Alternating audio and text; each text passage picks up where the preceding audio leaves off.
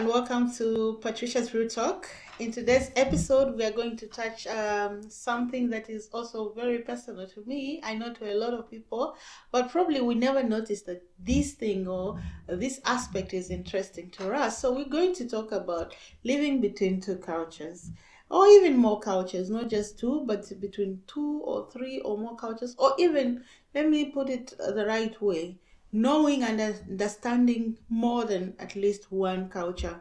So, have you ever noticed that people often say, I've been to that country, so I know what the people like? I don't think that's true. I come here to disagree because I do believe that visiting a country and living in one are two completely different experiences. And so, when you visit, you are seeing a version of that culture that's often designed for visitors. You are there for a week or two, eating at restaurants, seeing landmarks, and interacting with people in short, polite encounters.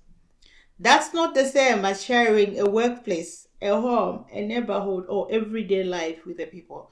So we should try to make a distinction between the two because I don't care if you've been like 200 countries, you cannot tell me you understand their culture unless if you live there to understand how they do things. If you live there to understand what is good, what is bad, what is law and what is not. So if you visit a place for 1 week, 2 weeks, 3 weeks, you can only say you have been there, you visited there, you cannot boast of knowing the culture.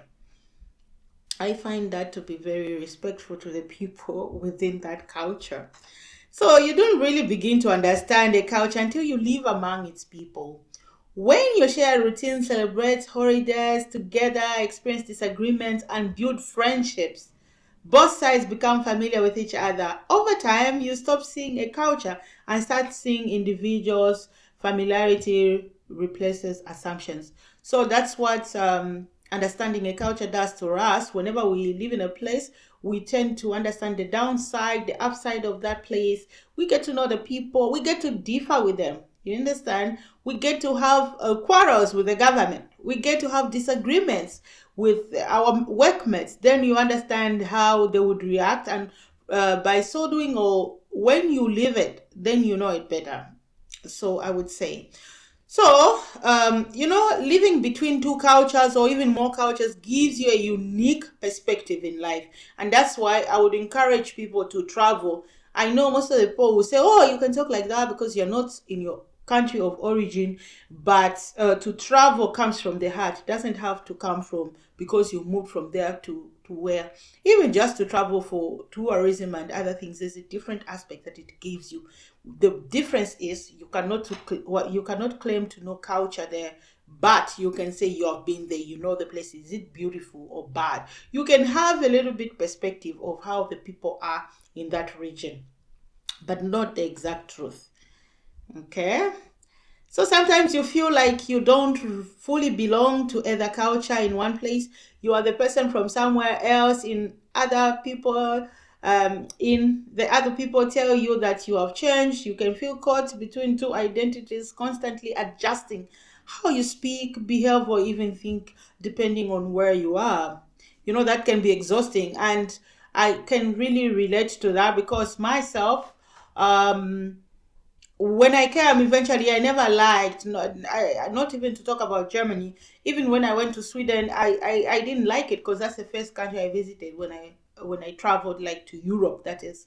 So I never liked it, and I always wonder why they exaggerate these places. They are not that nice. And I want to make mention that Sweden is one of the most beautiful countries that I've ever visited, but because of when you are from Africa, there is a different side of the Western world that they show us. And so your expectations also, they are just as high as they can be. They were just too high for me. So even though I knew, okay, this is better than my place, they have better infrastructure, better roads, they have better this and that, still it didn't catch up with what I had expected. So that's a difference because it was too exaggerated. Like, this is how it is. So when I saw it, I was like, "Ah, but this is like how a normal developed country should look like. Nothing like to be serious or amused about." So Yet it can also be a strength because you learn empathy, you become slower to judge people based on nationality, language, and customs because you have experienced firsthand how much context matters. The biggest lessons I have learned is this: travel can broaden your perspective, but living with the people transforms. It understands a culture, doesn't come with collecting passport stamps, it comes with sharing everyday life with the people who live it. So instead of saying, I've been there, I know those people, maybe we should say, I have visited, but I'm still learning. I feel that's more justice to the people because when you say you understand their culture and go and do otherwise, it's very disrespectful to that culture. So, for example, when I came to German, it took me a whole long time to learn the culture. I can tell you. And if anybody told you that they just did it overnight, they're probably lying to you.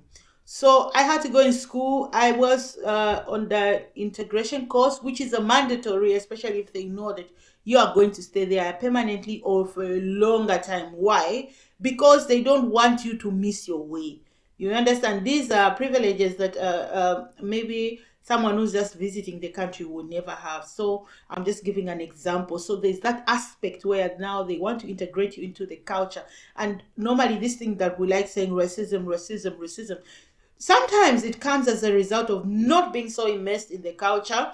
Racism is there, but I feel like if you understand the culture very well, it's easy for you to just bypass it because you feel like, okay, some people are good, some are not, some accept me, some don't, and there's nothing I can do about it. And that doesn't make you a victim of crying for sympathy, empathy, wanting to go online, people to empathize with you, wasting time complaining and crying.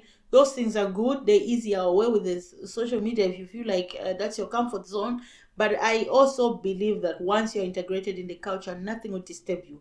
Like nothing will be too above you. You'll be able to have your ground, attain your confidence and the place, knowing that this is where I am. This is my place now, and I have to feel like I belong.